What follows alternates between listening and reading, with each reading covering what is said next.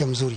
Jodito mag sirkal ma Kenya gi Ethiopia romo e gwenge ma Kakuka e kar chung' od bura ma Turkana ma milambo e romo mar goyo mbaka e wi rochruok mar arita kwe e kiewo mar piny Kenya gi Ethiopia e gwenge ma Todonyang' ma biro bang' monj ma kinde ka kinde e gwenge ma Todonyang' e bwo dwe achiel mokalo kendo moseweyo ji moyo 50 kowito ngimagi e lwet jonjore.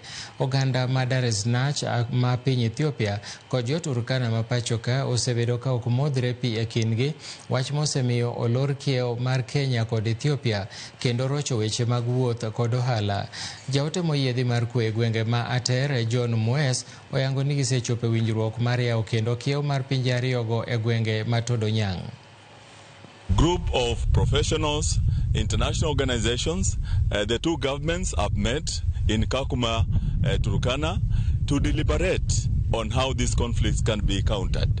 And today we have gotten the commitment of two levels of government from both Ethiopia and Kenya to say that they are going to work as a team to contain the Turkana-Dashnach conflict. Right now, what happened is when the two fishermen Turkana killed by the Dashnach fishermen, what happened is that the government of Ethiopia had to apprehend them, and now they are arrested.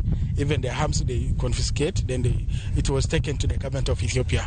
This discussion is following that incident, because the other previous two incidents were something which brought attention from both governments, especially the people who lost life. We have resolved to open the border again.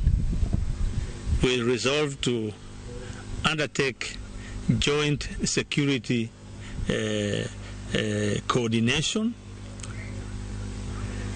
We have also resolved in the next few weeks to bring the two warring communities to start discussing how to bring peace